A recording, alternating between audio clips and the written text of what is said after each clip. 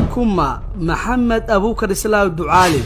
إمسا سنو أيو هيستا كرسيغا وكفرديو لعاق انتهي لأك أيو كبحياسي هيشيسادا كرسيغا وكفرديو سيدي أيو أركان كرسيغا وسي هيستا دادك ومثلو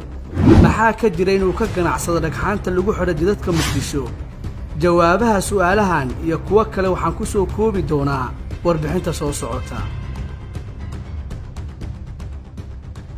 Maxamed Abuukar Islaam Ducaale wuxuu 10kii sano ee la soo dhaafay uu kamid ahaa golaha shacabka halka sidoo kale 3 sano ee la soo dhaafay uu ahaa wasiirka amniga xukuumadii la riday Xasan Cali Khayre waa ganacsade hanti fara badan ku leh dalka iyo dibadiisa Ducaale ayaa xilka xildhibaannimo helay kadib geeridii ku timid Allah u naxariistay xildhibaan Xaaji Hilowle Imaam isagoo sameeyay ismuujin sidoo kale garab ka helay qadiijo cusub oo la dhalatay xaaskiisa walow haatan siyaasad ahaan iyo ganacsi ahaan bay kala boodeen marka la eego dhanka aqoonta wuxuu haystaa shahaadada baajularka balse wuxuu waqtigiisa ugu badan ku bixiyay dhanka ganacsiga ma ahan hadal yaqaan qancin karo dadka uu matalo balse wuxuu taasi bedelkeeda adeegsadaa lacag iyo shakhsiyaad guri raaca oo ka shaqeeya damciisa siyaasadeed aan ku dhisnayn waxqabad iyo adeegida dadkiisa dada jooga iyo dantooda kaliya ka fikiraya hadayna dadkeena baraarugaynin waxaad isaga jiraano afarta oday oo xoogaada la siiyo ha noolaadan inta kale ha dhimato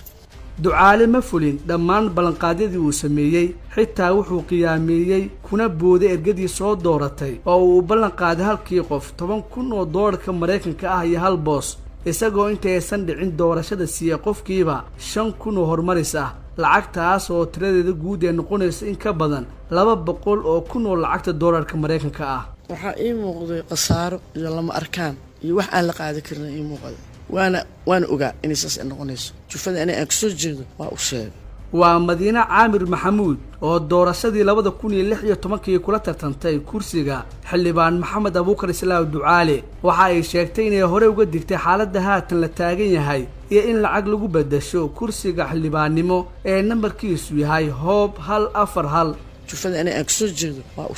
waxaan u sheegay hadaa lacag qaadataan markaas ay idinku dambayso ninka lacag qaadataan waxaan u sheegay in ay maartay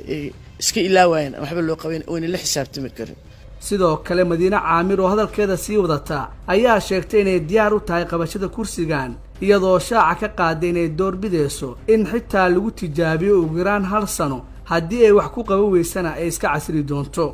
hadday rabaan weli diyaaraan u ahay dadkayga inaan maaragtay aan wax u qabto ani hal sano la tijaabiyo hal sano ka bacdi mideeda kale kursiga gabadha hadaana la cayimin oo aan iyadoo doorashada la gelin la keenin cid isku lugoynayso ma leh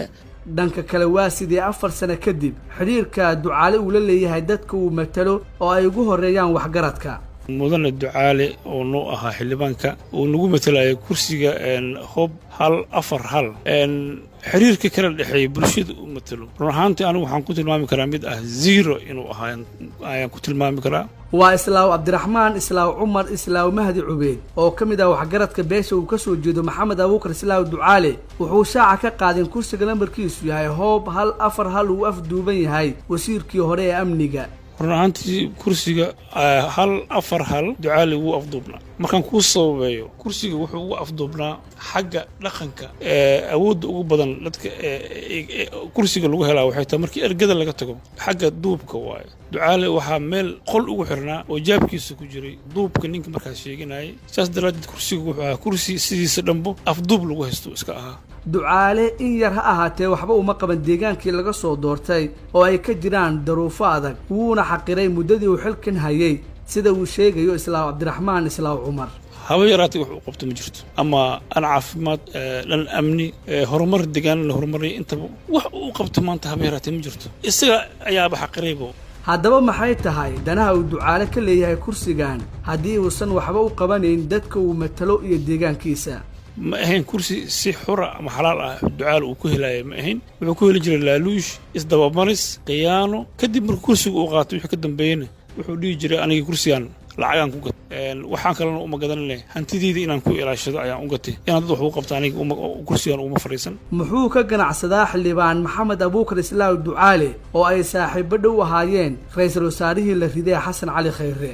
wuxuu ku leeyahay Muqdisho hoteelo ku kala yaala agaarka madaxtooyada ee garoonka Aadan Cadde waxaa kale uu ka ganacsadaa dharka ciidamada iyo dhismaha xarumaha wasaaradaha ee dowladda waxaase ugu daran inuu yahay milkiilaha shirkadda samaysa dhagxaanta lagu gooyo waddooyinka caasimadda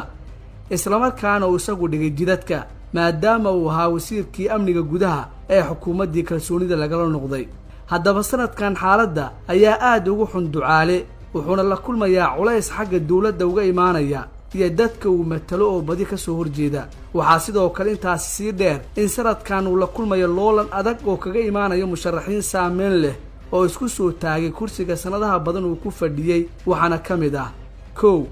Maxamed Ismaan Dhagaxtuur oo ah rugcadaa siyaasadeed oo hore u soo noqday gudoomiyihii gobolka Banaadir ahaana duqii magaalada Muqdisho 2 Dr. Axmed Gacal Carabu oo ah aqoon-yahan sidoo kalena soo noqday wasiirkii arrimaha gudaha Soomaaliya 3 Dr. Guuleed Cabdi Sheekh Cali oo ah ganacsade iyo dhakhtar ku takhasusay cudurrada kilyaha iyo kaadi mareenka 4 Maxamed Cali Dhiilo oo ah agaasimaha waaxda qorsheynta ee wasaaradda amniga Soomaaliya haddaba daawade ma kula tahay in mar kale dib loo soo dooran doono Maxamed Abuukar Islaaw Ducaale oo haatan ay dhibaato badan ka tirsanayaan dadka uu matalo iyo guud ahaan ummadda Soomaaliyeed